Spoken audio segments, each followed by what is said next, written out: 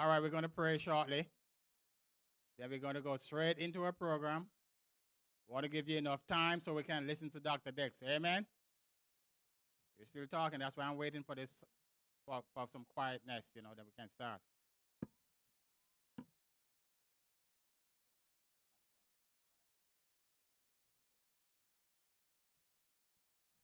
Let's stand as we pray.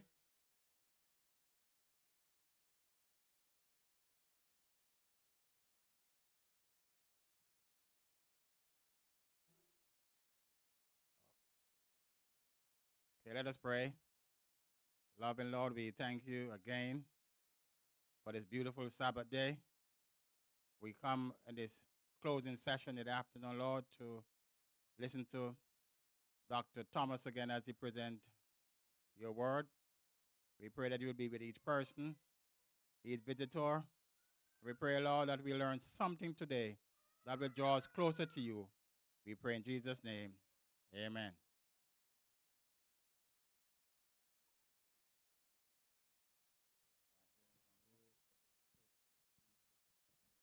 All right. Happy Sabbath again, everybody. All right. You guys, did you guys have my problem after lunch? Where you ask for a wheelbarrow or a gurney? That was pressure. All right. Did you allow your Bible to accompany you on this journey? Let's find the book of Ecclesiastes, everybody. Ecclesiastes. And you all know how to find Ecclesiastes. Matthew, Mark, Luke, Ecclesiastes, please. I'm testing you. So I want to begin with Ecclesiastes chapter 2. And I want to read verses 24 and 25. Ecclesiastes chapter 2, verses 24 and 25. And the topic this afternoon, and this is going to be how we do seminars in the afternoon, where I talk for a few moments and I pause and I give you an opportunity to respond, to give feedback. So what I would need is somebody who has another mic and could serve as a runner so that we can hear everyone loud and clearly. All right? Ecclesiastes chapter 2 and verse 24 and 5. There is nothing better for a man than to do what? To eat and to drink and to do what? To tell himself that his labor is good. This also I have seen, that it is from the hand of God. 25 says, for who can eat and who can have enjoyment without him? What a question. Who can eat and who can have enjoyment without him? So again, the topic is laughing with a limp, how humor heals hurts. How humor heals hurt. I'm sure you have heard Proverbs 17:22 that says, a joyful heart is good like what? Yeah. Usually we would say, laughter is good medicine. And I caution people, but if you're laughing for nothing, you need medicine. Yeah. That's a big difference, right? But why is laughter good like medicine?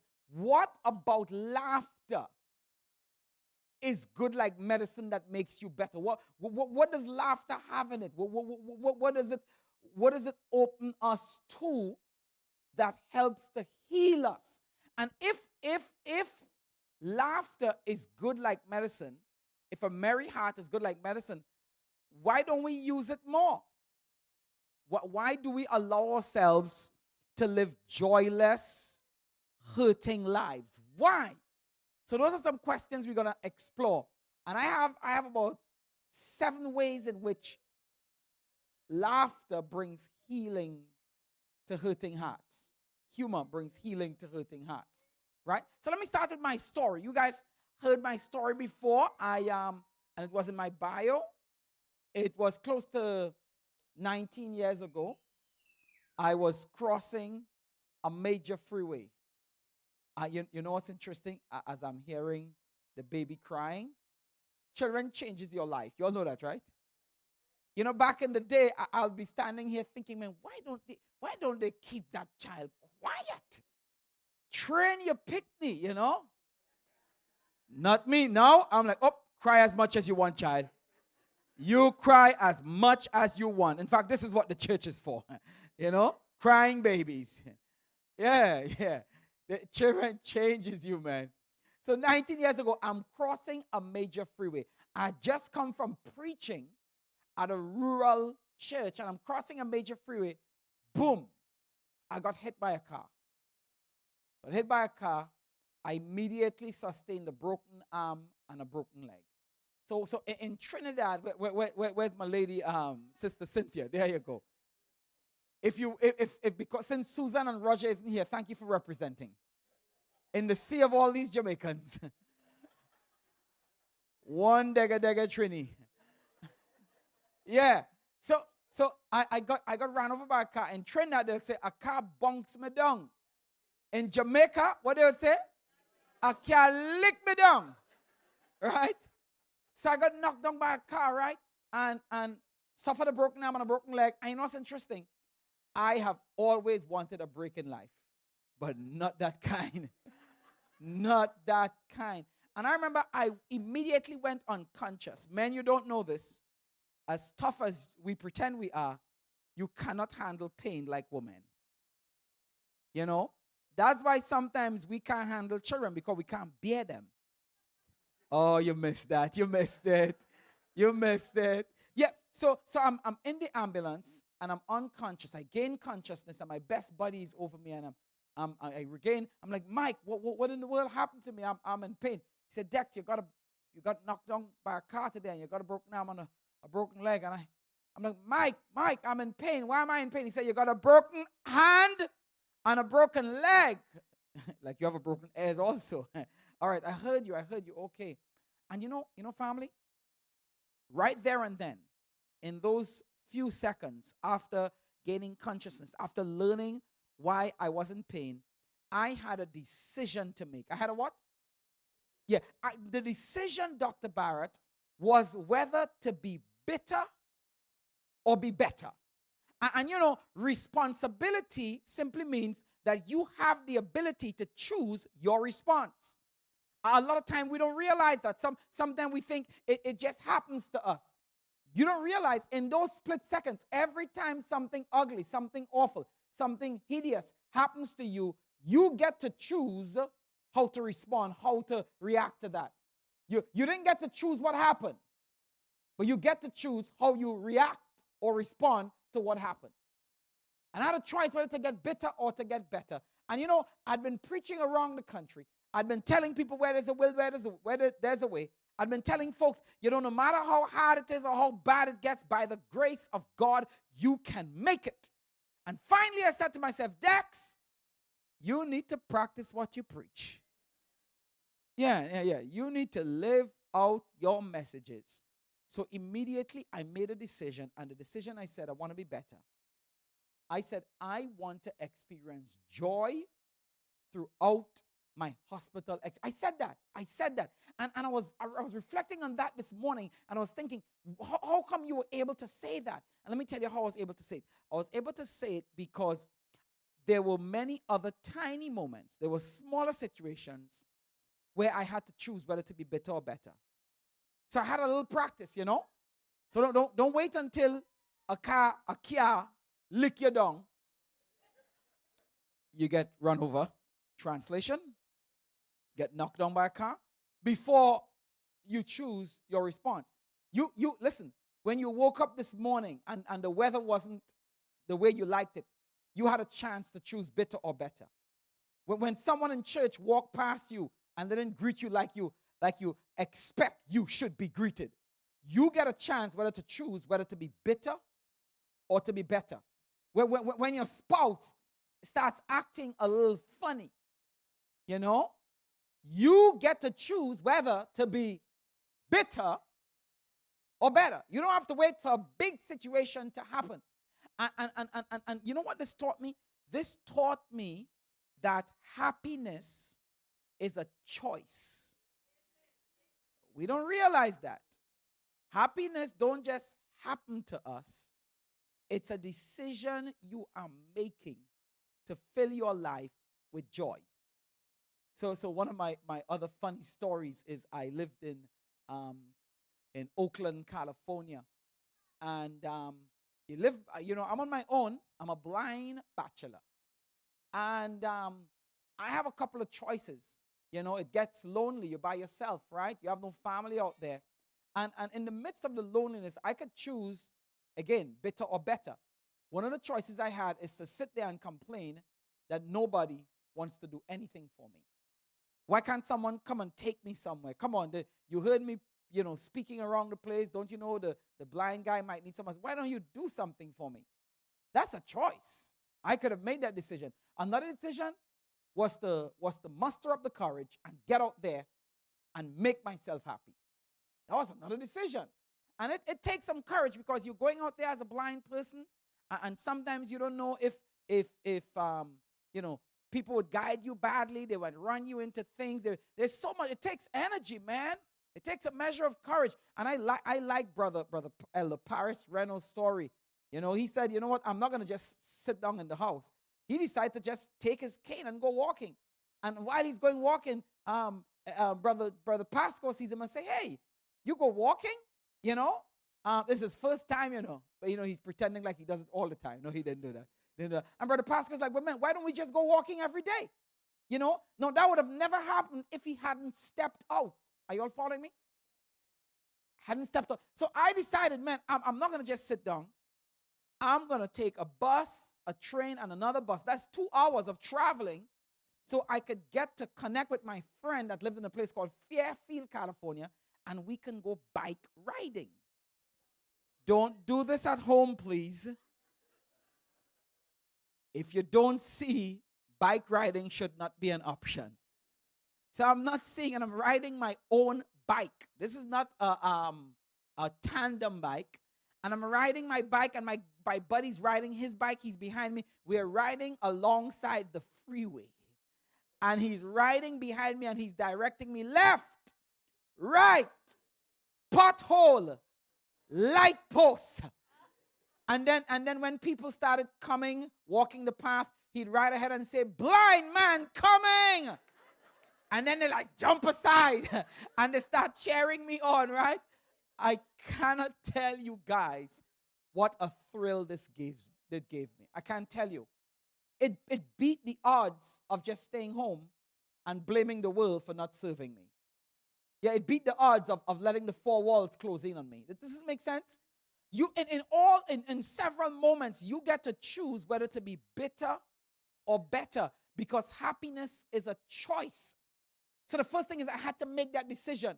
So I made a decision. I want to be joyful. I made a decision. I want to be happy. So I love humor. I love laughter. I love making people laugh. I'm sanguine, right? Entertainer. That's my personality. So I'm like, yeah.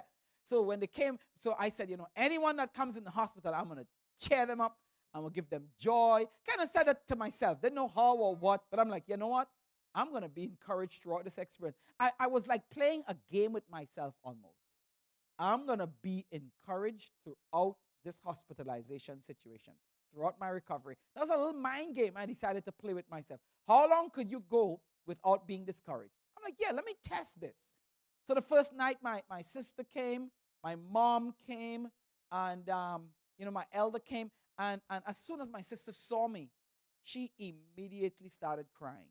I mean, my entire face was covered with sores. My head was swollen. I already have a big head. It was swollen on top of that. Talk about a head start, right? That was me. So my sister, she starts crying, and I'm starting to feel bad. I'm like, she's messing up my encouragement game. She's spoiling my joy. And then it hit me, wait, this is Susie. Susie cried for everything. I mean, Susie was at a job interview. It looked like they wasn't going to give her the job. She started crying. They're like, you're hired. She was so grateful. She kept crying. They're like, you're fired. She would cry for everything. I mean, y'all think I'm kidding? One time, Susie was crying so much, she ran out of tears crying. That didn't stop her. She went over to the neighbor, borrowed some tears, and finished crying, She just cried.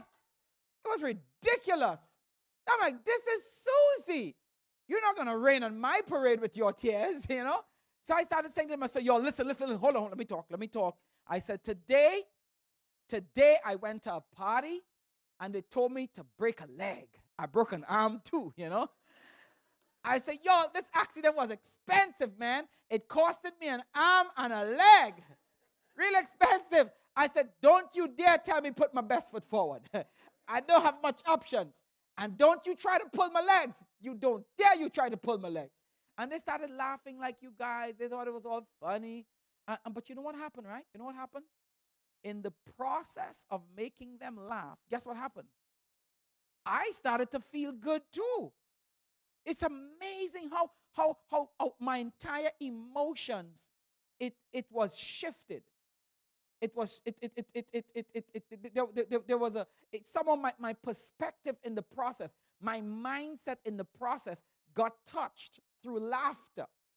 And I want to tell you a few reasons why. Don't forget, we're going to have a break, and I want to get your feedback on what you're hearing. I'm telling you a lot of stuff, so we're going to take our time and digest it, right? Is that all right, everybody? So laughter shifted my perspective because it helped me not take myself so seriously. You see, serious makes us sober. Sober makes us ruminate instead of celebrate. What do I mean by ruminate? Ruminate is where you start to worry about the problem, where you're thinking about it and you're looking at all the negative reasons it should happen to me. You know, where you ask that question, why me? I mean, who do you want other than yourself? If it's not you, you want to volunteer your cousin? You know what I mean? We always ask, why me? You want it to be a brother-in-law? What do you mean? Why you? Yeah? Ruminating caused that. Right? So when you have that serious soberness about everything in life, you haven't learned to laugh at yourself. It produces more sorrow and self-suffering through the process. Yeah? I like what Ecclesiastes 7:21 and 22 says. It's talking about being too serious. It says, look, to stop paying attention to everything people are saying about you. Because if you keep doing that, you're going to hear somebody cursing you out. He said, and don't even trip, because there are times you've cursed other people out too. You know, stop taking yourself so seriously. Notice, I'm not saying not to be serious about life. I'm saying stop taking yourself so seriously. Here's another reason taking yourself so seriously hurts you. Taking yourself too seriously, it's a unique form of selfishness and self-centeredness, because you think you're all that. You think you're the center of the universe. You're like the sun, and the moon and the stars revolve around you. You're all that. You're not all that. Or a bag of chips with dip. You know, it's just you. Don't take yourself so seriously.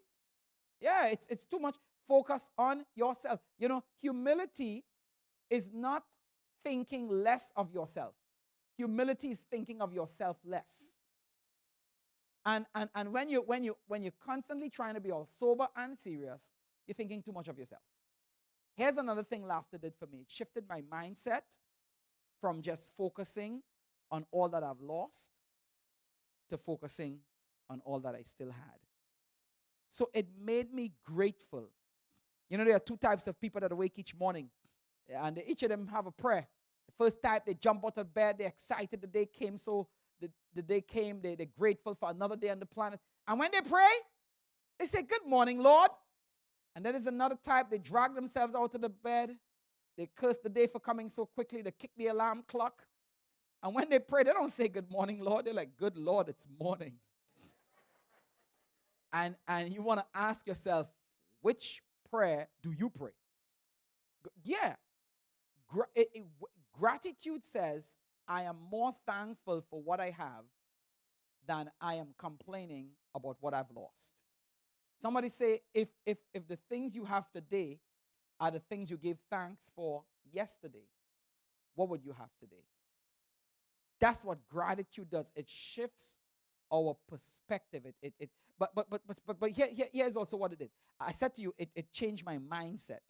Your mindset, if I can take my time with this, Your mindset gives you access to light or darkness. Your mindset of how you think about issues. Because a lot of times in life, the problem that you have is really not the problem, but it's how you're looking at the problem. The struggles that you have is not really the struggles that you're going through, but it's the vantage point, the perspective with which you are looking at that struggle. Right? Your mindset, it gives you access to either the kingdom of darkness or the kingdom of light. You ever been in a situation, right? It's terrible. It's not nice. You don't feel good about it. You're not, it's bringing sadness. But in the midst of the situation, you're like, woe is me. And because you start looking at it like that, it becomes worse. You know why? Because you just open yourself for the powers of darkness to fill your soul with doubt and negativity. That's what you did. You open up yourself to be infilled and infiltrated by evil. But in that same situation, right? You're like, you know what? God got this. You know what? This too shall pass. All of a sudden, the situation hasn't changed, but somehow you feel a little renewed. You feel some kind of strength. You begin to have goals. You begin to think about ways around this thing. You know why? Because you just opened up your heart for the light and the love of Jesus to fill you. You just open up yourself for the power of God to come and strengthen you. I like how David said it in Psalms 27 and verse 13. Things were bad. Things were awful. He's filled with darkness. His life is almost hopeless. He's out of courage. And he said, look, man, I would have despaired. I would have thrown in the towel. I would have called it quits. I would have despaired, except I believe I would see the goodness of God in the land of the living. Notice, the breakthrough didn't come. He did not see the light at the end of the tunnel. He just believed there would be light at the end of the tunnel. He said, that did it for me. That renewed my strength. It renewed my energy. It gave me some courage. So I won't despair because I believed I would see the goodness of God. That's what perspective does. It lets you know that there is hope. All right, I want to pause right here and give you an opportunity for some feedback. So I'll tell you a couple of things I told you so far because I have a lot more to say. I told you that, or let me ask you guys. I gave you some reasons I believe humor heals hurts, and especially in my situation, broken up, on my back. What were some of the things you believe, the points I made in terms of why humor opens you up to being healed, to getting strength, to getting encouraged? Help me, somebody. Doc, perspective. And what do you mean by perspective?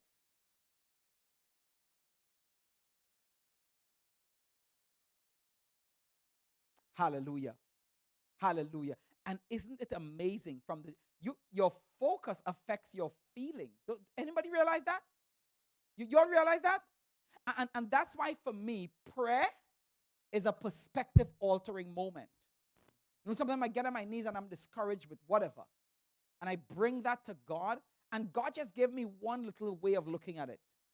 And it just shifts everything for me. I remember sometime last year, I was selling a house. Was trying to get like $230,000 for the house. And that was in my head. I was so excited. I'm one of those guys, I don't count my chickens before they hatch. I borrow money against the eggs. I am so ambitious. I'm telling you. So I started planning for my $230,000. I'm really excited about this thing. And then the house did go on the market, and I realized, no, the most you can get for that house is about $200,000. I was just broken. I was crushed. I was like, why me? I was so disappointed, man. I'm like, look how much money. Somebody just stole $30,000 from me, I called the cops, I was so disappointed. And then I'm praying about it. I'm like, Lord, I just lost $30,000 just like that, I planned for that money. and then the Lord asked me a question, It's amazing. Prayer is a perspective altering moment, man. The Lord is like, well, Dex, how much you bought that house for? I'm like, Lord, why you in my business? How much I bought the house for? I bought it for 115,000. You bought it for 115,000, and you are upset. You're making $85,000 in profit. When last somebody just handed you $85,000? Tell me the last time it ever happened. You know? Yeah, and you're upset. I'm like, okay, Lord, I get the point. And then the Lord is like, well, where do you get the money to buy that house cash for 115,000? I'm like, well, Lord, I had a little condo in California, and I sold the condo, and I made $115,000 in profit. And I took the profit, and I bought that house cash.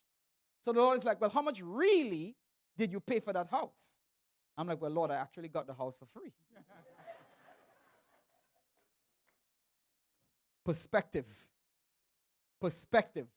Celebrating what you have as opposed to moaning over what you don't have. And when you have loss, let me just say this. When you have loss, don't be afraid to grieve over it. Grieving is not ingratitude. Hear me now. You lost a job, you lost a spouse, you get demoted on the job, you have a close friend, the relationship, it ended, or financially you ran into some problems. When you have loss, it's okay to grieve over that loss. Grieving is not ingratitude. But let me tell you where it goes too far. It goes too far when the losses become your preoccupation. That's when the grief flows into ingratitude. You all follow me? Yeah. So perspective is powerful because God then gives you the big picture. And when we do marriage counseling, so a couple they in my office they want to kill each other, right? It's so funny, man. I kind of enjoyed counseling, kind of. Pastoring taught me a lot about myself. One of the things it taught me is I'm terrible at counseling. Terrible. I don't know why people kept coming to me. I'm terrible at it. I mean, spread the word about me. I'm not good, They never did. I'm really a coach. I'm not a counselor. What does a coach mean? It simply means I will give you 5 steps to get out of that problem, work on it, and then come back to me. Don't take my 5 steps, and when you come back, you're still on step 1. You know what I mean? I'm not a therapist. I'm not good at it, right? That takes a different skill set. I didn't realize that. So counselors, I'm counseling a couple, right? I'm single, I'm single. I'm sucking salt, no options. You know what I mean? I haven't even been looking for anyone. Well, that's difficult for me anyway, And the couple, they're ready to be at each other's throats, man. Oh, she is terrible. He's awful. And they're going back and forth. And then when they leave and we prayed and they feel a little better, they're leaving. And the woman usually, she turns to me and she's like, well, hey, pastor, when are you getting married? I'm like, after what I just witnessed, never. That's when. Never. Terrible stories. Yeah. So perspective shows you the big picture. And what we do when we counsel couples a lot of times, they're ready to blow things up. This is the worst thing that has ever happened. That's what ruminating does. When you keep thinking about the problem over and over. Do you know you get more of what you think about? You know that, right? Well, you get more of what you focus on. You know that, right? So if you keep focusing on the problems, you blow that thing up. You magnify. You get more of it. So I asked them, I said, look, stop, back up. This problem you're facing right now, would it matter a week from now? A week from now? Oh, yeah! All right. Would it matter a month from now? A month from now? Well, would it matter 6 months from now? Big picture. Back up and ask yourself, why are you tripping? We put so much energy into things that doesn't matter, and it hurts us. All right, I'm done. All that response was to Dr. Barrett. You're deep, Doc. You're deep. 10 minutes of response. Anyone else? What did you learn so far about how humor begins to help you heal from your hurts? So Dr. Barrett says perspective, and we went into that. Anyone else? What did you get? Sharing my accident story. I get knocked down. I'm sad. My sister is in the hospital. She's crying. I start joking. lifts my spirit. What do you learn? What did I teach you? Help me. Make me look good now, y'all. I'm an excellent teacher. Say it again, Doc.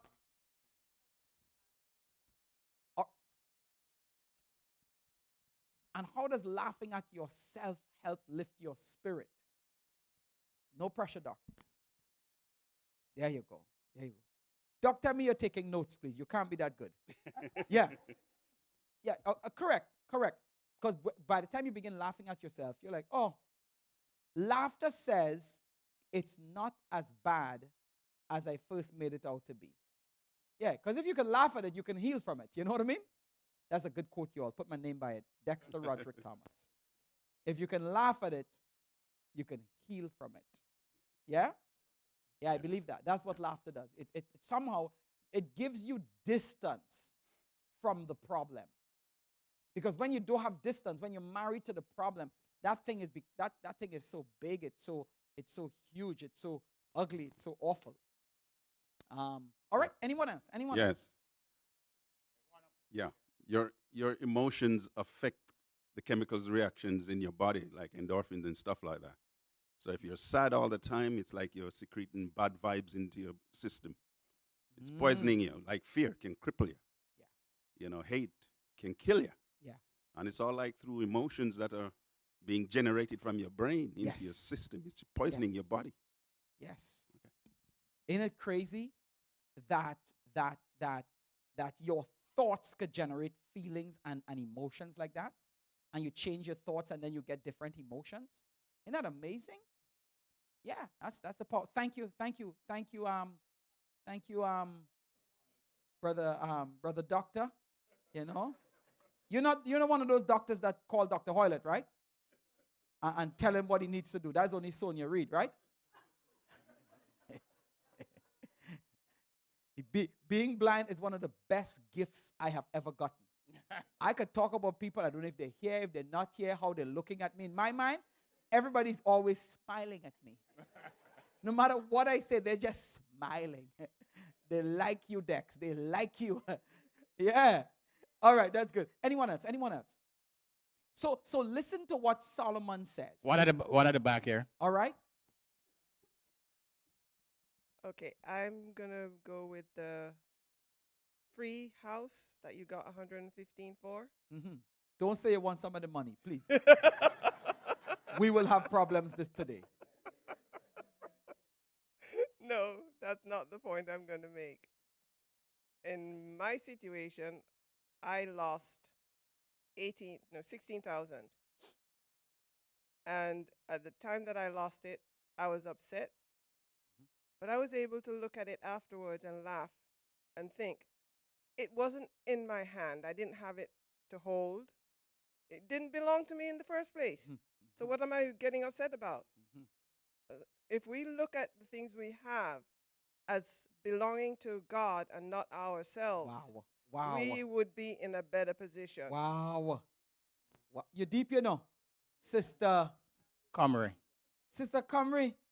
You are one of my favorite persons at this church. I don't care what people say about you. Thank you, Sister Hyson. Thank you so much. And you are so correct. Anybody here ever lose money? Now remember my point. Remember I told you it's okay to feel bad. It's okay to grieve over the loss. The issue is don't linger there. Give yourself permission to say, oh man, this hurts, this stinks. You know, I remember sometimes I have some big bills. Some months my bills is like $15,000. But then I stop and say, your bills is $15,000. It means you're probably making 20. What are you complaining about? You know what I mean? Yeah, so there's so many ways. And I remember one time, this is years ago, I got into this investment. I didn't know better then. You know, back then I used to think there's such a thing like free lunches. Let me tell you, there are no free lunches. The more you can embrace that, you will not get trapped by get-rich-quick schemes. There are no free lunches. So, man, I invest my $12,000. The deal was you invest $25,000 and you get 25% every month. And I had a friend that was getting 25%. He invested $25,000, and in 4 months he had $50,000. I'm like, you can't beat that. No bank is paying you that. So let me tell you, I maxed out credit cards. I took out 12,500. That's all I had. And then a friend partnered with me. Listen, let me tell you, man, I know these things are never for me. As soon as I invested my money, guess what happened? It crashed.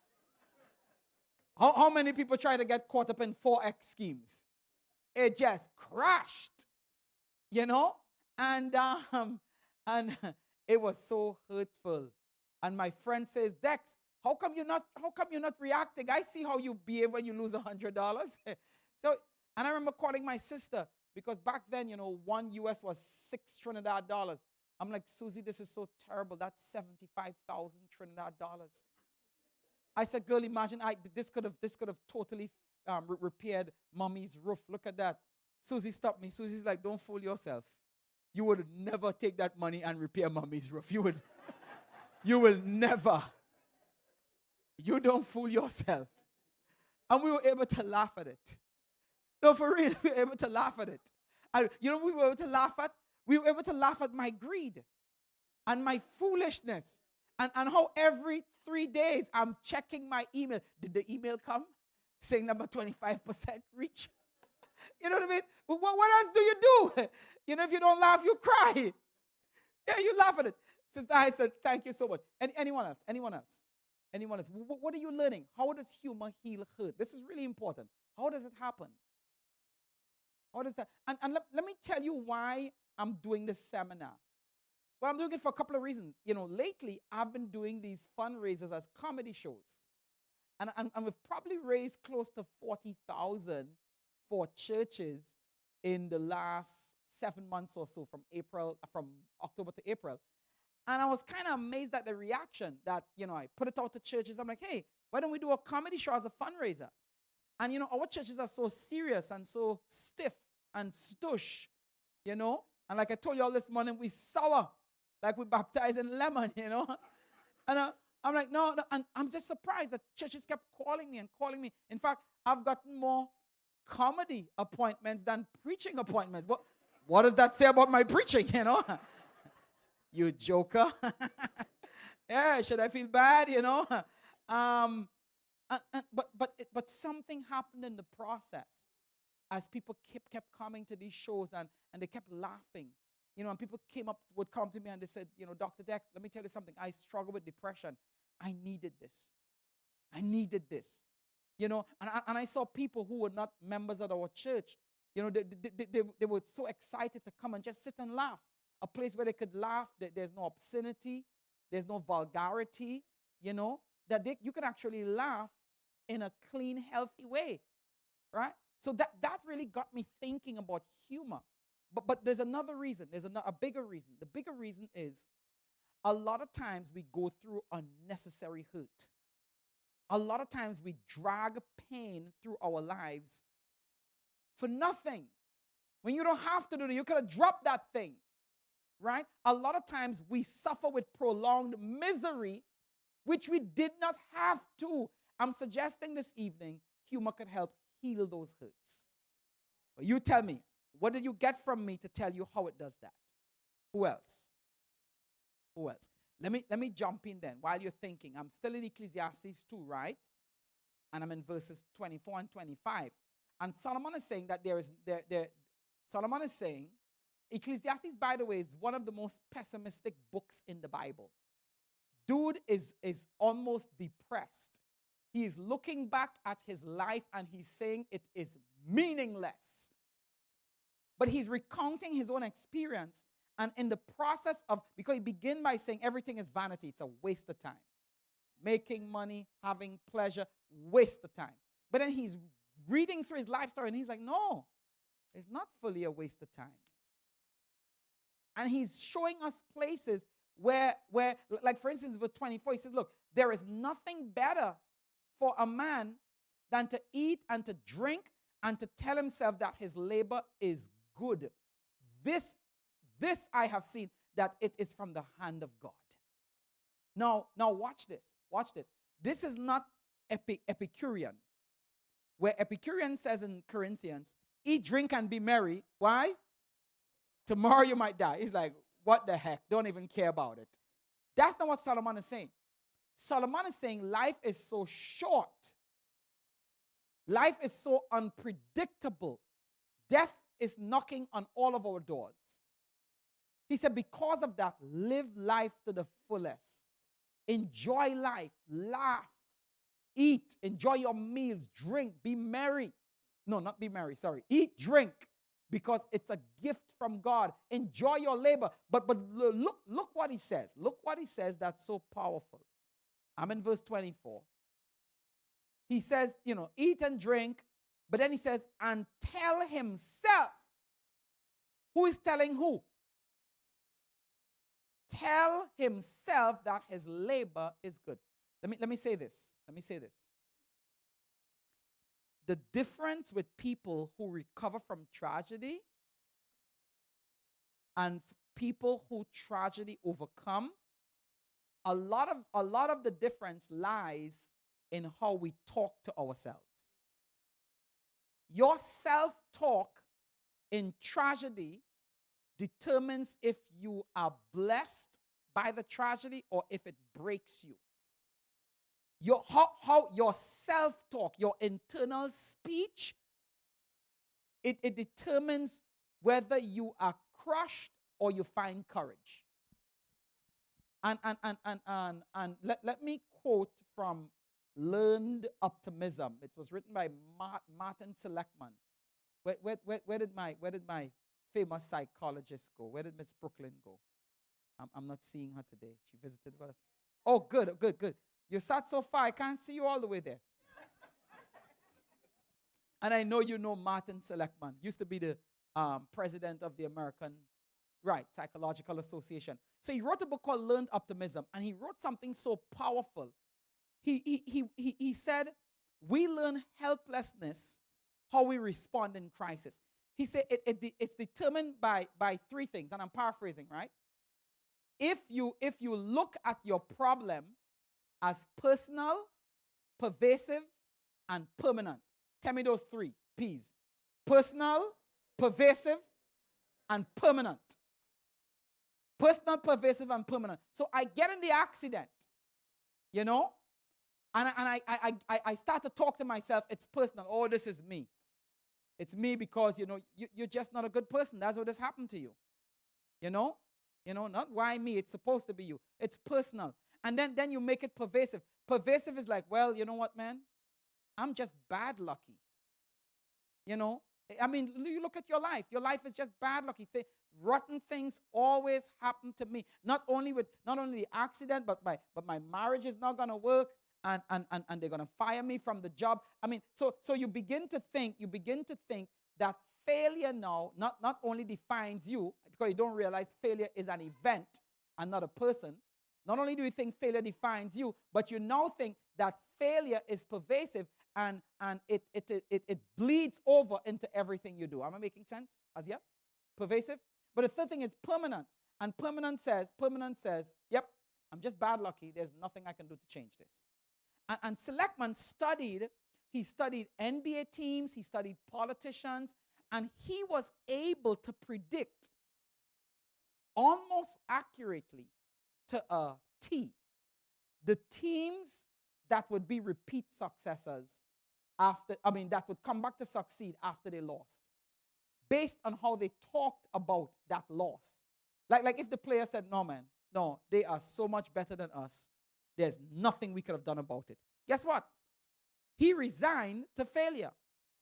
But if that same player said, you know what, they were so much better than us, let me tell you something. If I improve my three-point shooting during the summer, if I bulk up some more as the center, so they can, when they bang around in the paint, I can hold my own. Let me tell you, man, we're going to whoop them next year. You see that difference? Yeah, because how you talk to yourself would determine your ability to have a comeback or a setback. Are y'all still with me? Really important, right? How you talk to yourself.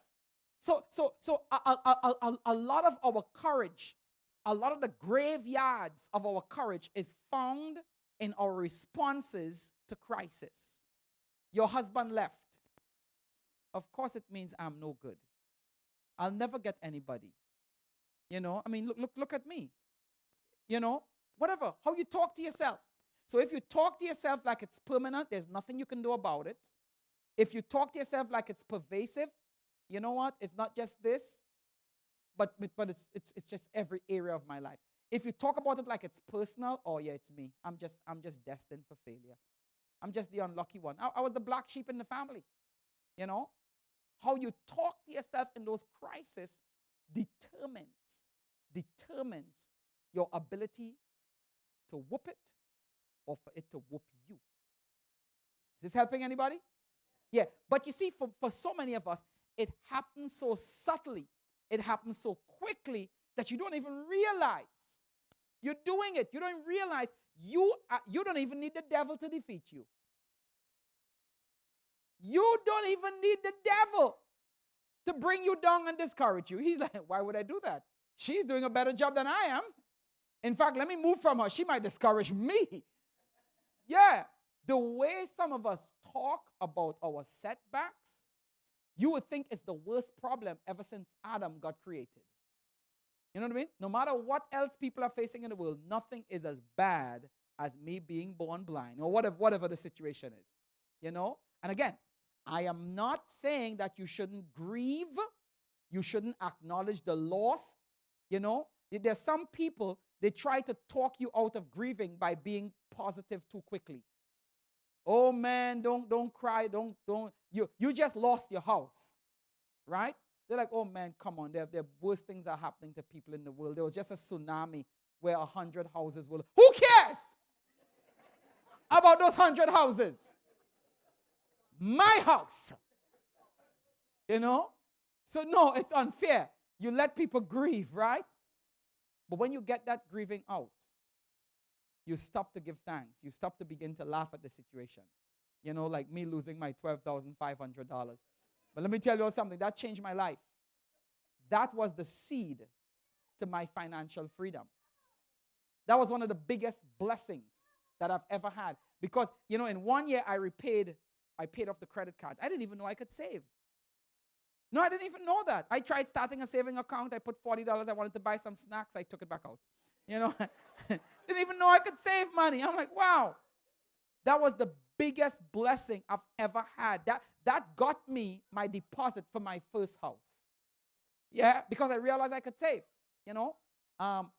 Yeah, so it's really important that you learn how to talk to yourself in times of crisis. Really important. So humor does that. Laughing at yourself, laughing at even terrible situations that you've gone through, right? It helps you to change your self-talk because it gives you distance. Because hear what? Again, like I said, if you can laugh at it, you can heal from it. What it says to you is, look. So I'm in the hospital. I'm still at my laughing with a limp story. And let me tell you all, man, you know, it was long, it was dreary. And it's amazing what what joy and laughter does for you. Because in that hospital, there's a guy next to me, right? Talking about gratitude. There's a guy next to me. He suffered, he was running from some bandits trying to rob him, and he crossed a major freeway. And he got knocked down, and his both legs was broken, and he suffered a couple of concussions. And the worst thing is he didn't speak a lick of English. You know, came from some other country. He told me he was Martian. You know, I'm like, weird, dude, weird. But he didn't speak English, right? So I said to myself, why don't you teach him to speak English? So I taught him to speak English. Hello? He said, hello? How are you? How are you? I'm fine. I'm fine. You know? And let me tell you something, man. It's amazing. You know, when you begin to do ministry, you yourself start to be ministered unto. That's why Paul could say to Timothy in 1 Timothy 4 and verse 16, you know, you preach and you teach the word. For in so doing, you would save yourself and those who hear you. And that's why the people who are the most unhappy in church are the receivers. The people that just show up to get. I want to get a good praise. I want to get a good praise song. I want to get a good sermon. Have zero intention. You know, they like, you know, in church there are pillars, and you know, those that keep the church standing up. Those that really are like you know, a pillar of strength to people. But then there's the caterpillars, those that just crawl in and out. Every Sabbath, that's all they do. Crawl in and out. Those people are the most miserable people. Trust me, I've pastored.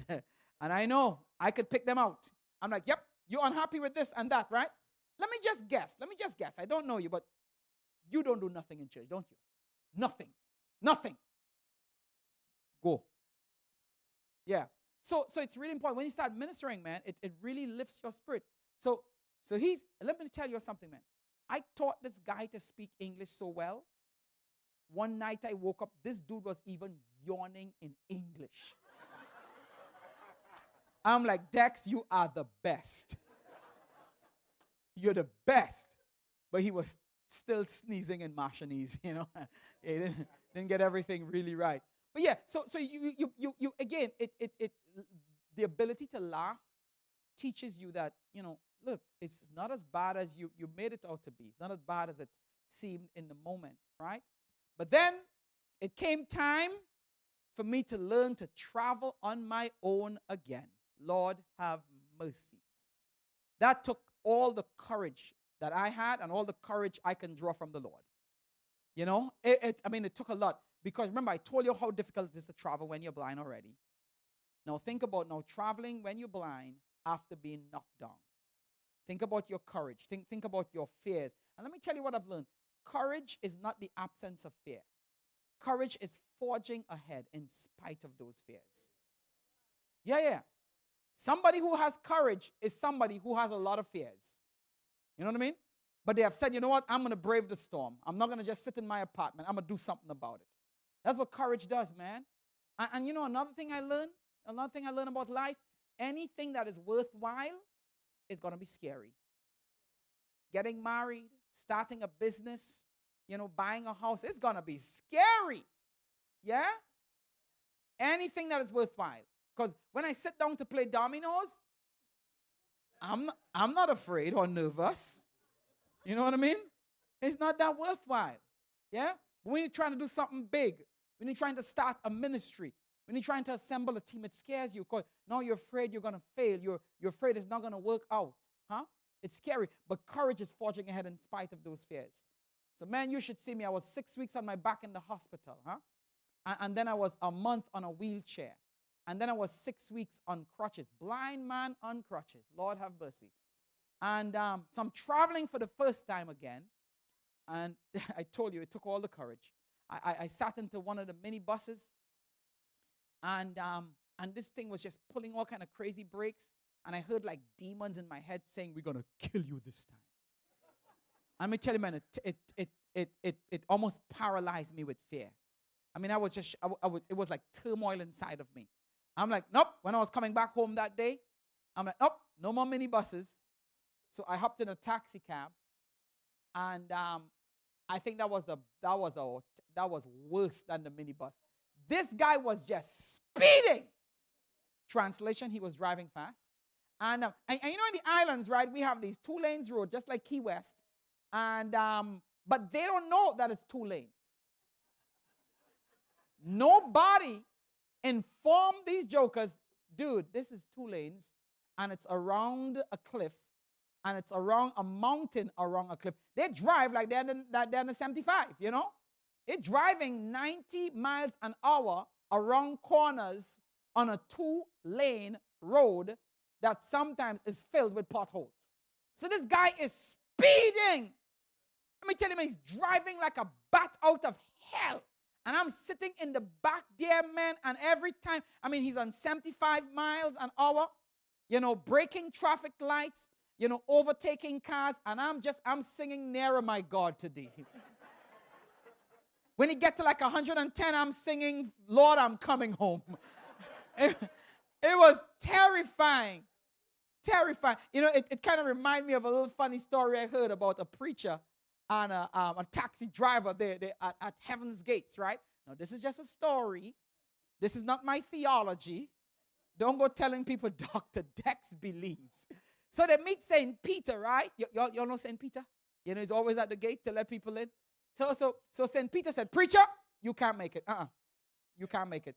Taxi driver, come on in, brother. Come on in. The preacher's like, what's up with that? And St. Peter was like, well, let me explain to you, man. You know, when you were doing your work preaching, people were sleeping.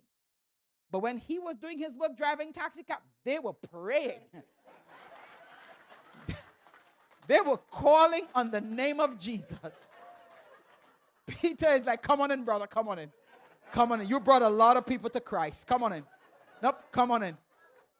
Come on in, brother. Let me tell you something. This man was speeding.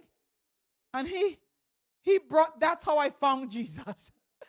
I was praying, man. And then he looked back at me and he started to comfort me. He's like, hey, brother, I realize you have a sight problem. I'm like, yeah, I'm legally blind. He's like, man, you don't feel bad about that. He said, I only see out of one eye.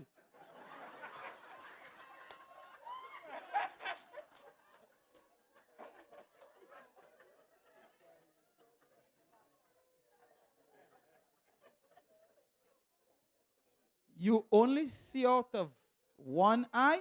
He said, yeah, and look at me. Look at me driving. I only see out of one eye. He said, in fact, I didn't even get my license. I just bought it from a friend. Speeding. Man, I looked up. I'm like, oh, sir, hold up. This is my stop right here. You don't need to go a mile further. This is me right here, brother. This is me right here. And I hopped to that. Let me tell you something. Y'all are laughing. It wasn't a laughing matter back then for me. Hey, boy, let me tell you, my heart was melting in my chest. I'm like, well, Lord, tell my sister she can keep my books. That guy that owed me money, I just write that debt off. I hope they remember me for being a good young preacher. I lived a good life. It was terrifying. But let me tell you something. I just shared one of the most terrifying experiences I've had as an adult. Traveling again, the fear of dying this time. It was really paralyzing. But let me tell you, and this is where people's lives are totally derailed because they are afraid. They're afraid to step out. Humor helps you conquer your fears. And let me tell you how. The fact that years later I can laugh at this, you know what happens to me when I fall into hurtful situations? Even sometimes in the midst of the situation, you know what I say to myself? You know what I say to myself? Huh? Well, yeah, it could have been worse. Yeah, that's good. But what else do you think I tell myself? Yes. You know why this too shall pass? Because the other one passed too. You're able to, laughter tells you that, you know what? Yeah, thank you. You're alive. Yeah. That's just deep. You read that on the internet, huh? Gail, you couldn't just come up with that by yourself. That was too deep. That was too deep. Gail is like, he's meditating on what I'm saying. He's like, yeah, if you're laughing, you're not dead. That's true. I didn't even realize he's speaking from experience. Man, you're funny. Yeah, but look, if you can laugh at it back then, it means what you're going through now, it may take some time, but you're going to get some distance. And you could laugh at this too. No, for real. I mean, we were in Holland vacationing 2 years ago. And my realtor calls me in Fort Lauderdale. He's like, Dex, I see you because I'm adding a room onto a house. And he's like, Dex, I see your contractor. He leaves his van at your house all the time. He said, I drive by and I see. I said, no, that's not my contractor. I said, go knock on the door. He knocks on the door. The house was empty. He sees it filled with furniture. Yeah? Squatters just moved in. I'm in Holland. I'm under stress. I'm trying to have a vacation. Just moved into my house. I disconnect the lights. The next day, they turn it back on. You know what I mean? Yeah. I'm like, you know what? I have to be as crazy as they are. Forget the law. I have to be as crazy as they are. I told my guy, I said, call the police. You call the police. We FaceTime. It's 3 o'clock. It's almost midnight by me in Holland because we're 6 hours ahead, right? I said, he FaceTimes me so the police could see it's me. They usually don't do that. He has a copy of my ID. I'm like, change the locks. Change the locks. Not only that, that same day the police left, I just towed their vehicles. Yeah, it's a risk. But I told it. Somebody have to know that another person is crazier. Crazier than they are. Crazier. Yeah, they moved out. Yeah, they were hoping for me to take them to court and to drag things out. They get like 2 months free. No, not me. You met the wrong guy. Met the wrong guy. Trust me, I am a picnic without sandwiches. You know what I mean? Wrong guy. Now, again, that was a very stressful experience. But I can laugh at it now. I laugh at their boldness, their craziness. I laugh at me thinking like a crazy person too, Yeah, so laughter helps create distance. That's what it does. And it gives you hope because it said, man, you laughed before. You can laugh again. It makes sense? All right. Feedback. I have 3 more points, and then I'm done. Feedback. Anybody, tell me what you're getting from this. Tell me how it's helping you. Tell me how you're being blessed.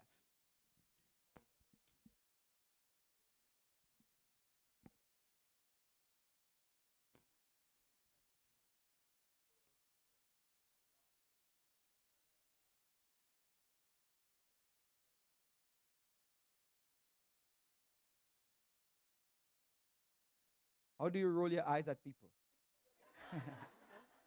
That's good, Gail. Thank you. Thank you so much. Thank you for sharing. It's good. That's good. Anyone else? What you got from this? What are you getting from this?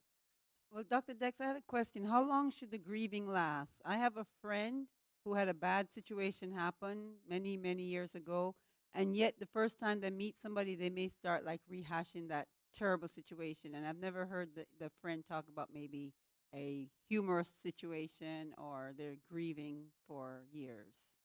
You asked Dr. Downs?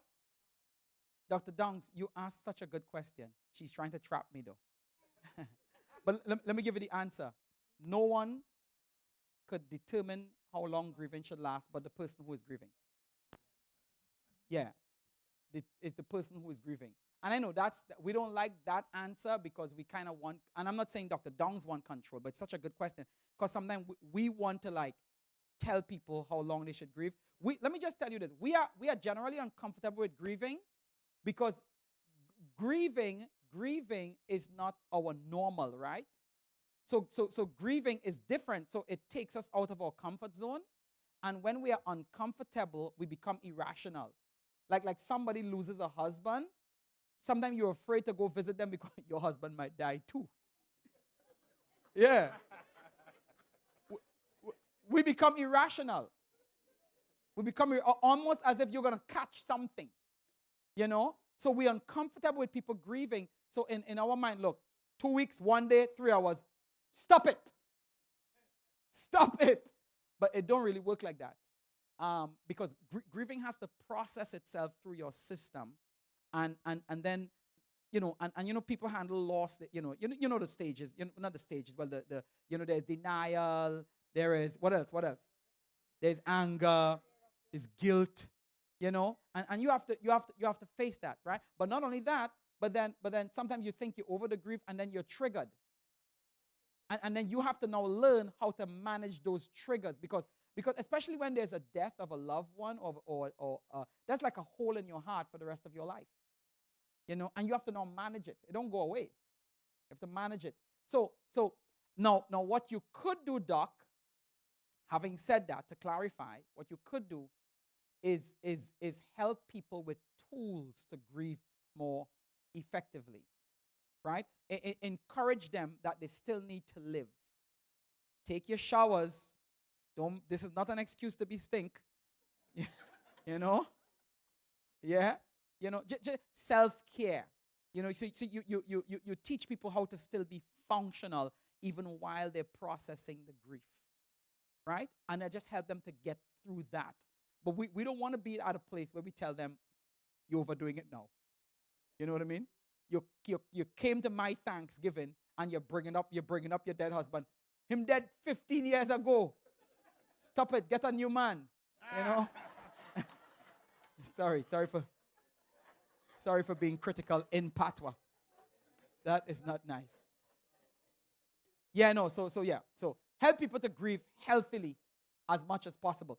But to the person who is grieving, if you are grieving, I can tell you this in your grief. Make sure how you heal quicker. And you don't want to rush grieving. Let me tell you why you don't want to rush grieving. If you don't grieve it out, it's going to pop back up somewhere or somehow. And most likely in a very inappropriate way. So allow yourself to grieve properly. But let me help you to grieve more effectively. Humor helps you to do that humor. Gratitude helps you to grieve properly because you have to stop and say, this is what I still have. You have to keep focusing on that. You talk yourself. And even if you could be silly like me, even write down 10 blessings you have today. Too often, we count our blessings on 10 fingers, on our fingers, and we count our curses on a calculator. It should be the opposite, right? So you really challenge yourself to do that, just to refocus your mindset. Dr. Dongs, is this any helpful? Okay, good. Thank you. I could see the smile on your face. You make me feel good. No, you make me feel good. Thank you. Anyone else? What you getting? What you getting from this? Am I helping you? How are you seeing how humor could heal hurts? Anyone else? One person at a time, please. I see like 15 people raising your hands. That's rude. That is rude. Don't do that. All right. Let me give you all a few more points, a few more pointers. So I told you that your mindset gives you access to darkness or light. How you look at the problem, you either access the power of God to give you strength through that issue, or you just access negativity and doubt and just more darkness, right? It gives you access to the kingdom. Laughter helps joy helps you to back away from the problem enough so you could get that perspective, that space for perspective, right? So perspective is really powerful. It's like the Stephen Covey story that I have altered. It's like the guy, he's in church, and the motivational speaker is doing a really powerful seminar. The guy is like wrapped up in it. He's like this thing is blessing him, right? And then a stranger walks into the church. That's cool. Always happy to have strangers. But the problem was the stranger came in with a bunch of kids. That's cool too. Church is for children, right? But the problem was the kids just started acting crazy, running around the church, throwing things at people. I mean, the guy's now disturbed. And the father is doing nothing about it. Nothing. How do you feel when people picnically start to act like a fool? How do you feel? And you're standing there, you want to just rip them up. This guy, the member is sitting there, he want to hit this guy so hard that even his great-grandchildren would feel it. You know what I mean? He is livid. In his mind, man, take care of your kids. So finally, he touches the guy. He's like, my brother, I think your kids are being a little disruptive. And the man look around, and the kids are running about the church, and old women, they're beating them off with their umbrellas, and it was a mess. And as the man lifted his head, and the member observed that the man had a lot of tears in his eyes, and the man said to him, he said, man, I don't even know what to say to them. We just came from the hospital where they witnessed the death of their mother. And that brother who was just angry, he was livid. In fact, he wasn't angry. He was a West Indian. West Indians don't get angry. He was vexed. He was vexed. He was really upset. And, no, not even vexed. He was B-E-X-T. Yes. That's more than vex. Yeah, he was so upset. But that same guy, as soon as he heard what happened, he turned to the man. He said, oh, brother, that's all right, man. Let the children run about the place, man. It's fine, man. This is church, man. They don't have the freedom to do that. No, what changed? It's amazing how it changes. Where did his anger go? He was angry because of his thoughts. He was saying, this man can't even discipline his own kids. So irresponsible. He was judging him. Just those thoughts produced the angry feelings. Huh? But all of a sudden, his perspective shifted because he knew the story. That's why you want to try to understand before you are even understood. You know what I mean? He knew the story, and all of a sudden, there's empathy, there's compassion, there's love. Yeah? It's like one time I was walking, I'm walking with my cane, and a lady, dressed in her business attire. She was like some executive for some company. And I ran into her, boop! And she had her lunch. All the lunch spill on her in her fancy dress. And she got she kind of slipped and she kind of fell. And this woman got up, and she got up swinging. She was going to knock me into tomorrow. But as soon as she turned around and she saw me with a cane, she started apologizing to me. She said, "Oh, sir, I'm sorry. No, what happened? What happened?" She was angry. What happened to the anger? What happened to, I'm going to kill this fool? What happened? That's the power of perspective. And let me tell you something. You could slow down your reactions. You could learn to respond rather than to react by stopping to know the story. Yeah? By stopping to know the story. That's what perspective does. That's the power of perspective. Yeah? So I taught you about perspective, right? And I taught you that laughter gives you distance when you learn not to take yourself so seriously. But here's another one. Here's another one. Let me ask you something. Whenever life is going really nice, the kids are well behaved, they have jobs, they're not asking you for money, all your bills are paid, you have a lot of friends, you go on cruises. Life is just nice. And you sit down to think about how nice and wonderful your life is, and then what do you start saying to yourself? When life is so nice and everything is sweet. Is it going to last? What else do you tell yourself? Huh? Something bad is going to happen. Don't you say that? Your life's sweet and you're like, after joy there's sorrow. Be careful. Be careful. Don't celebrate too quickly. You know what I mean? Well, why do we do that? Well, I was just doing this seminar for some pastors in Utah, Nevada last week. And I said, why do we do that? And they're like, well, why do we say something bad is going to happen? One pastor shouted, because it does. I'm like, good point. But why do we do that? Why can't we just enjoy the joy? Why do we have to? Well, no, man, I don't want to enjoy this too much. I'm going to jinx it. You believe in jinxing? You know what I mean? Where did you learn that in the Bible? Jinxing? Yeah, well, anyhow, that's another story. But yeah, so why do we do that? Anybody? Why are we afraid to embrace joy fully? Right? Because of our experiences. But still, I get that because bad things do happen, right? But still, why can't you just enjoy it then, even though the bad things happen? Let the bad things happen when they happen. Enjoy this moment now. Why don't we do that?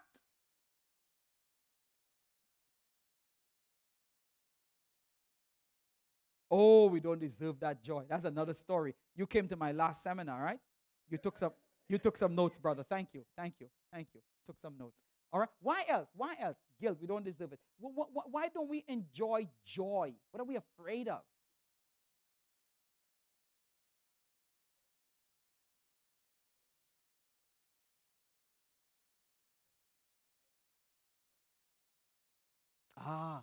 Because life has been so bad, you immediately jump to just the negative. And I know what you mean. I don't like being negative. I mean, some people are so negative, man, you put them in a dark room, they'll develop. You know what I mean? I don't like being negative. I don't like it. One more over here, Doc. All right? When you grew up,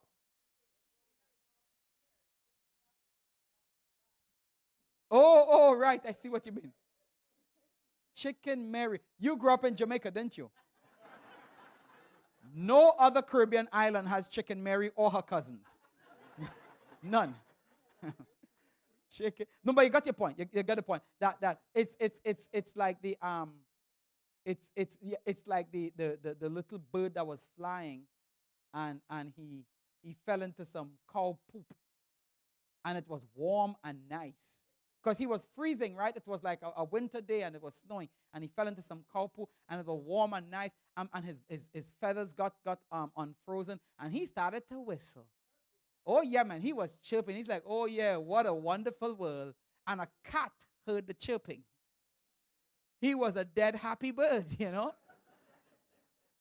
So you didn't know this, but Chicken Mary had a cat. And that's the point. If you're in a mess, shut your mouth. So that's the impression we get. That's the stories we tell ourselves. If it's going good, be quiet, because it's not going to last. Let me give you the real reason behind our fear of joy. Joy makes us vulnerable. Happiness makes us vulnerable. Your defense is down, your guards are down, and you become fearful that it's not going to last. You become vulnerable. So you immediately protect your heart by being negative, by saying, no, don't savor this because it's not going to last. But let me tell you what happens. Bad things will happen because you live on a bad planet. God ain't punishing you. Sometimes you ain't doing nothing wrong. The fact that you showed up on earth, you're going to get knocked down. That's just a fact. Nothing you can do could avoid that, even though you're a good Christian, right? Bad things will happen, but let me tell you, joy is the strength that helps you face those bad things. When you refuse to embrace joy, when the bad things do happen, it flattens you because you never had the strength of joy. Nehemiah chapter 8 and verse 10, if you think I'm making this up, it says, the joy of the Lord is my strength. Not the power of the Lord, not the might of the Lord, not even the favor of the Lord, but the joy of the Lord is my strength. That's why I do these joy seminars. Because joy gives you strength to face difficulties. When you could rejoice in trials, when you could laugh at losing your $12,000 that you borrowed from credit cards. How foolish. You know, when you could laugh at even your mistakes and your hardships, and, you know, you think the world has come to an end because the house cannot be sold for $230,000. Only $200,000 when you got the house for free. You know, when you could look back and laugh, it gives you strength for difficulties. Is this making sense, anybody? It's making sense? That's why you have to learn to embrace joy. I'm still in Ecclesiastes. I want to finish with this. I'm still in Ecclesiastes because I want to tell you some stuff about joy that Solomon is sharing. In verse 25 of chapter 2, he says, for who can eat and who can have enjoyment without him? That him meaning God. Here is verse 18 to 20 of chapter 5. Listen to this. Remember, I'm reading from the most depressing book in the Bible. It's right up there with Lamentation. Verse 18 to 20 of chapter 5. Here is what I have seen to be good and fitting, to eat, to drink, and enjoy oneself in all one's labor, in which he toils under the sun. With the few years of his life which God has given him. For this is his reward. 19 says, furthermore, as for every man to whom God has given riches and wealth, he has also empowered him to eat from them and to receive his reward and rejoice in his labor. This is the gift of God. It's one thing to have blessings, but it's another thing to actually enjoy them. And enjoying blessings is a gift from God. If you're not enjoying, if you've retired You don't have bills like you used to, and life is still miserable. Something wrong. You got to enjoy it. And in fact, here is this amazing promise in verse 20. Amazing, amazing promise. It's right up there with Job 8 and verse 21. Job 8:21, God says, I want to fill their mouths with laughter. I'm like, God, I love that promise. We don't laugh enough, man. We live too sad. We bring so much misery. Well, listen, misery come in our lives and we keep it. You don't have to keep it. But verse 20 of Ecclesiastes chapter 5, it says, for he will not often consider the years of his life because God keeps him occupied with the gladness of his heart. Hallelujah! What a promise! God is saying, man, I could give you so much of joy. You won't even remember the hardships. Yeah, you won't even remember that. It's almost like Proverbs 15:15 that says to the merry in heart or to the joyful, life is a continuous feast. Yeah? So joy makes us vulnerable. But you take the risk of being joyful. Yeah, the tough times will come, but Lord, don't let your future predictions of pain rob you of the blessings in the present. Did you get that? You relish that thing. You enjoy that thing. You milk it. You know, my wife and I, we're going to Canada at the end of next month for 3 months. That's just vacation. I'm going to milk that. I'm going to milk it. Would that always be like that? I don't know. I don't know. We are doing really well. Whether it lasts or not, I will milk it. I'm going to milk it so good, by the time I'm done, I would get cheese out of this thing. You know what I mean? Yeah. I'm not going to postpone my blessings because I'm like, well, it's not going to last. Something bad is going to happen. Oh, bad, you come along. But in the meanwhile, Dex is going to throw a party. You know? You got to do that. Because when the difficult times come, you had such a good time, it gave you strength and perspective. You got that? Strength and perspective. Two more things. Anyone else had another insight for me before I wrap up with my two more things? Love is reckless and is dangerous. Of course, because it makes us vulnerable.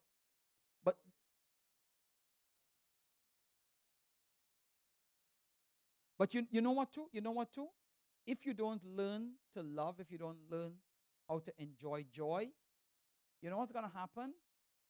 If you keep refusing to be vulnerable and you're building negativity to block your heart from enjoying it, you're not living. You're existing. You're wrapping your heart so tightly that it can't get hurt, but it can't also get healed. It can't also experience joy. So you have to risk the joy. Remember I told you that courage is not the absence of fear, but it's forging ahead in spite of the fear? Here's two more things.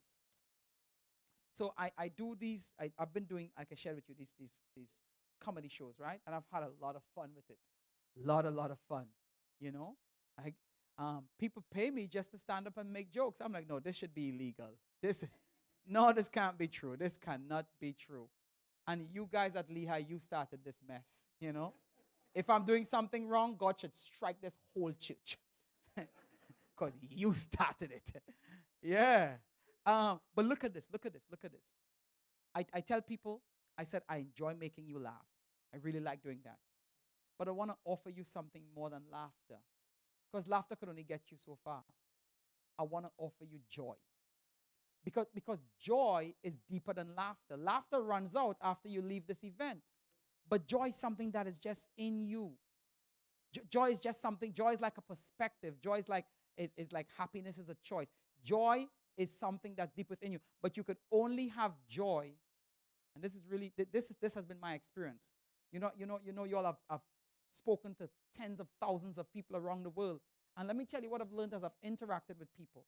My experience: you cannot have joy except you're connected with the joy giver, and that's Jesus. Now I know it's a nice thing to say in church because you get to say amen, but it's also a true thing. It's a true thing. You cannot truly have joy. I'm not talking about laughter now. You cannot truly have joy except you're connected with the joy giver. And that's really important for me. How could you leave this place being connected with the source of joy, Jesus? But watch this. One more thing. So I gave you a bunch of points, right? I told you how don't take yourself too seriously because that's negative energy. I told you that laughter helps you because if you could have humor in reflecting on a bad thing, it says that, this too shall pass. And if you could laugh, it means you can laugh again. I told you about laughter being humor giving you perspective, right? And I told you that how you talk to yourself in a crisis determines if you come back or if it's a setback. That you need to stop talking about your problems like they're personal, pervasive, and permanent. Remember those things? But here's one more thing. You need to leave this place and begin to assemble a list of easily accessible joys. These the practical takeaway for this evening. Get yourself easily accessible joys. In other words, you are going to have depressing moments. You are going to have sad times. What do you do to cheer yourself up? Practice that. Nobody's going to do it for you. What do you do? What gives you joy? Well, for me, I love dominoes. You all know that already. And I sit down and I play with the guys and I whoop up on them. And I say to them, man, you let a blind man whoop you? You should quit playing the game. You should quit. You should be ashamed of yourself. I'm like whooping you with my eyes closed, You should be embarrassed. And then when they start whooping up on me, I'm like, don't you feel ashamed beating up on the blind? You should feel guilty. You don't even have a conscience, And they laugh, right? But it gives me joy. You know what gives me joy? I love, like this morning I woke up, I was in the pits. I don't know, bad. I didn't sleep enough. I don't know what it's. I'm just in the pits emotionally. You know what I grab? I just grab my YouTube channel, start listening to what's my guy name again? The guy who sang Darling You. Sorry for singing a secular song in church. What's his name again? Sam Cook. Sam Cook. No, but no. No. Let me clarify. I was listening to the gospel Sam Cook. No, Sam Cook started singing gospel. Go on YouTube. And I was listening to him singing Jesus Gave Her Water. There was a woman from Samaria, Jesus gave her water, and it was not from the well. Oh, and let me tell you, man, I'm listening to these old Negro spirituals. I woke up this morning with my mind, and my mind was stayed on Jesus. I woke up and it just started giving me joy. It started making me smile. And I started, so I went from genre to genre. I started singing some of these old Caribbean songs. Jesus, I'll never forget what you have done for me. Jesus, and I'm feeling so bad for my wife because I'm singing in all these different accents. No. Come on. No. Watch me now. How can I forget? How? I'm like, Lord, what my child would grow up singing. But I'm singing, right? And I'm doing my own remix, Come Again Selector. And I'm laughing at myself. I'm like, you are a nut. I'm laughing at myself. I'm like, yeah, that's what Liz get for being a multi-ethnic couple. Teach you something, Yeah, but I have easily accessible joy. So I jump on my YouTube, and I start listening to all my. Let me tell you, YouTube was so sweet when I discovered you could create your own playlist. I have songs. I have songs there that I used to sing when I first met Jesus. 20-something years ago. And every song I choose, they have a story with them. I remember I had failed. I had failed my you all know CXC? It's like your high school diploma. Failed most of my subjects in my high school diploma. And I remember I was so discouraged, and God there's a song on the radio that just started cheering me up. In every victory, let it be said of me, my source of strength, my source of hope is Christ alone. And they started cheering my spirit, man. So I'm playing my playlist, and every song takes me back to a moment of victory. Easily accessible joy. I remember during that accident, I'm fighting off discouragement. I'm taking so long to get back to school and get back to my regular life. I'm in my wheelchair, and I remember the first day I was able to stand on that leg. Oh my goodness. You know, I started, and I don't know where I got the song from. Ray Bowles, here comes a miracle. Here comes a miracle. Oh, can't you feel it in the air? And I remember the neighbor came to me the afternoon. He's like, wow, I heard you playing this beautiful song on the radio. Here comes a miracle. And he didn't know I was singing it. I felt good about myself. I'm like, Dex, that's $1 million album, brethren. You're a singer. Yeah, easily accessible joy. You know, and sometimes, so for me it's music, for me it's dominoes, any board game that allows, that revs up my competitive juices. You know, anything that revs up my competitive, I want that. Yeah, or for me sometimes, it's sometimes a nice treat, which is why, I mean, I joke about it, but which is why Joe and Judy, coming to their house is like a vacation. It's like I've been to Hawaii. I'm telling, when Judy put down some bami, oh my goodness. You know, a blessing, man. By the way, just on that food thing. So have some favorite foods. Treat yourself. Yeah? But be careful, because y'all realize I slimmed down real nice. I bring sexy back. You realize? Y'all realize I brought sexy back? You realize? Don't fake the funk, y'all. Don't. It's the truth. I lost 40 pounds in 14 months. No flour, no sugar. You know what that means? You know what that means? Toto, bulla, gazada, roti, bun and cheese, gone. I know some of you like, just kill me. No, just bury me right now. That's my joy, gone. Yeah, but I'm saying, treat yourself, but treat yourself in the most healthy way possible. But treat yourself. Don't wait for no special circumstance. You know, one time when I turned 40, right, I had 5 birthday parties. Every part of the country I go, call like 40 friends. Bring me some gifts. Let's celebrate. You know? 40. You know? 40 only happens twice, when you're 40 and when you're 140. And I'm not sure I'm going to get to the other one, you know? I'm going to milk this thing. You know? Well, and every time I threw a party, I would post it on Facebook, right? And somebody said to me, look, by the time you finish celebrating your 40th birthday, you'll be 50. Yeah, so treat yourself. I'm sanguine, right? I'm a people person. I love having friends over. So I'm always making excuses to invite myself by people or have them come by me, you know? Always treat yourselves. Treat yourself. I love traveling. And a lot of times I don't want to spend my own money to travel. So churches bring me to speak in London and in France. I'm like, if you don't mind, I know I'm speaking for like a weekend, but like bring me 2 weeks in advance, please.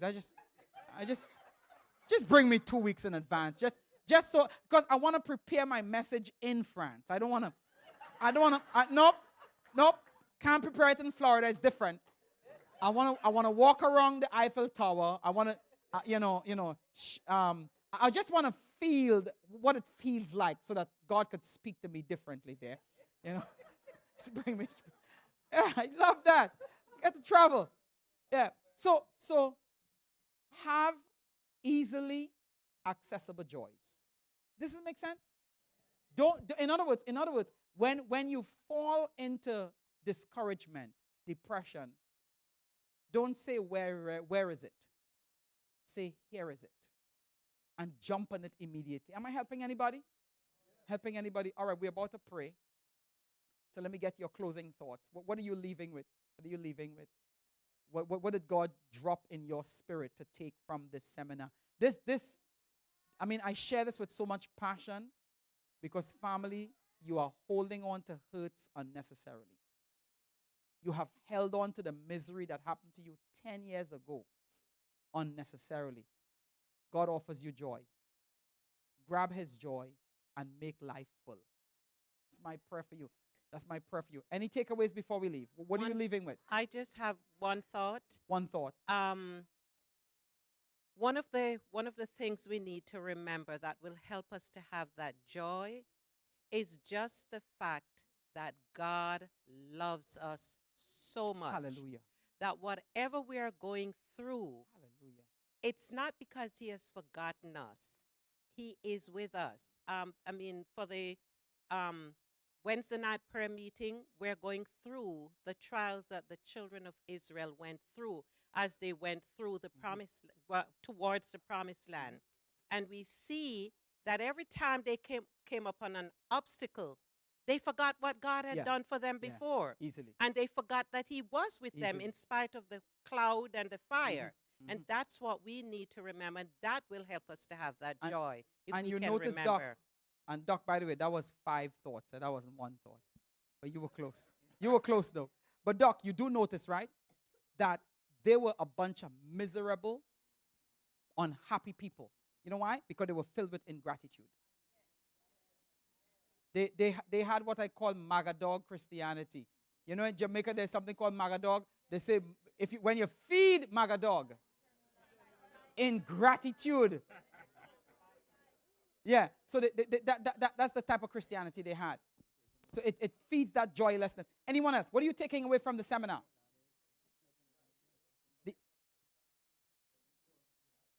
Hi, Rion Ryan, Rion Roberts. Not because it's a tragedy, it doesn't mean you can't smile anymore. I love that. I love that. Stop singing the song, If Jesus in the Vessel. I can smile at the storm without meaning it. It's really true. Anyone else? What are you taking away? Forwards? Or move forward, move forward, move forward. Thank you. Forward ever, backward. You used to be a Rasta man back in Jamaica. No, I could tell. I could tell. Thank you. Thank you. Respect, Jah. Okay. All right, family. Family, let's stand and pray. Were you guys blessed? Happy you made the trip? Thank you. Thank you so much. And you all know I always have a good sales pitch for you. I just came out with a live comedy CD. This is me doing one of my shows live. The last time I came to you in November, you guys robbed me, so I only got to give 20 minutes. This one is an hour and 20 minutes. So you want to grab the CD I brought as much as I could find, just buy them out. And remember, I take all form of payments. We take credit cards. I have a swiper. We take checks. We take cash. We take food stamps, train tickets. You know, anywhere you want to pay, we want the money. All right, let's pray. Let's pray. You guys are a really awesome audience. Let's pray. Father, thank you for doing a seminar about joy. It feels so pedantic. It feels so superficial almost, Lord. But how our lives have been damaged. How we have continued to live in pain because we don't embrace joy. And God, I just want that for your people. That we'll be happy. Not silly. Not frivolous. Not foolish.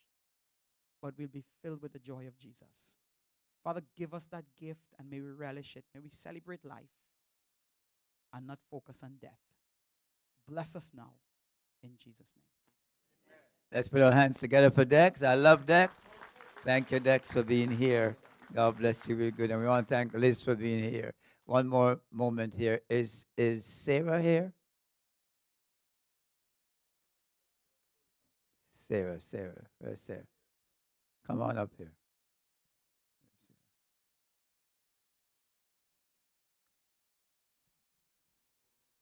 You want to bring Dex back again? If he behaves himself, he says. All right, we want to pray over Sarah. She's leaving. It's her last Sabbath here. All right, we're going to New York City. All right, we want to wish you all the best. And so let's all stand together and pray over Sarah before she goes, okay? Let's bow our heads together. Heavenly Father, we present your child to you. She's in need of your company and your presence. Her future lies before her with her little boy. And I pray, Lord, that as she leaves here in this church, she will remember the blessings, the good things that took place here. That your spirit might attend to her so she might grow up continually as an adult now in your name. May she glorify your name. May she be provide for her jobs, further education, and a good family. May she know you fully. We seek for journeying mercies. We seek for protection for her and her son. We seek, Lord, that we'll also have the joy of seeing her in the New Jerusalem as we ourselves remain faithful. May she be faithful till you come again. In the name of Jesus we pray. Amen. God bless you, Sarah. God bless you. Yeah, okay. All right, folks. Joe has the stuff behind there, the sprats and the dumplings. Good to see you all today. Have a good week, and may God bless you real good.